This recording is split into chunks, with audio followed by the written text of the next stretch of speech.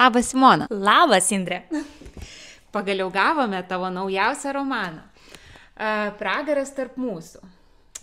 Prašau, pasakyk keli žodžius apie šį romaną, tokius apie ką? Tai aš pagrobsiu mikrofono knygą. Iš tikrųjų labai sunku pasakyti keli žodžius, kai tų žodžių sukasi galvoje iš tikrųjų daug. Bet Pragaras tarp mūsų bus visiškai kitokia knyga, negu rašiau prieš tai. Taigi šis romanas bus visiškai kitoks, negu rašiau iki šiol, nes anksčiau pas mane romanuose buvo tik tais meilės linija, gal šiek tiek trilerio, o šį kartą atsirado ir mistikos, fantastikos, jau juntama linija, tai skaitant knygą iš tikrųjų žmogus gal pasijuks šiek tiek, kad skaito pasaką suaugusiems, tai bus toks minimalus skirtumas. O pačioje istorijoje iš tikrųjų pinsis nuostabi meilės istorija, kaip galima be meilės. Ir toje meilės istorijoje visada kovos gėris prieš blogį. Tai iš tikrųjų iki pat istorijos pabaigos skaitytojas gyvens įtampoje ir negalės pasakyti, kaip ten ta istorija baigsis. Ar gėris, ar blogis nugalės, ar meilė, ar nemeilė.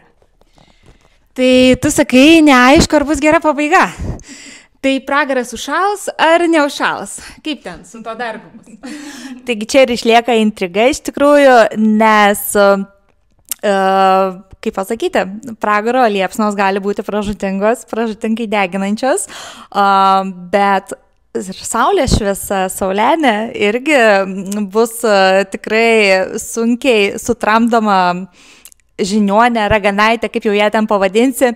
Ir iš tikrųjų tiek dargas pasikankins tose pragaro liepsnuose, tiek ir saulenė iš tikrųjų neblogai paspirgins dargą, bet galiausiai ar jai pavyks sutramdyti pragaro gyventoją ir ar ta jų meilė iš tikrųjų gali gyvuoti, skaitytojas tik tais pačiame istorijos gale sužinos, ar istorija baigsis laimingai, ar vis dėlto jiems nelemta būti kartu. Nenoriu dabar išduoti.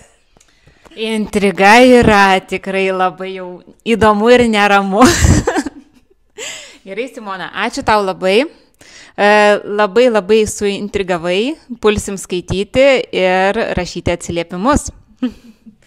Ačiū ir tikiuosi, kad skaitytojams tikrai patiks ši istorija ir greitai visai galvoju turėsim ir dar naujienų. Taigi gero, gražaus skaitimo, gero laiko su knyga ir pažiūrėkite, nesudėkite pragaro liepsnuose.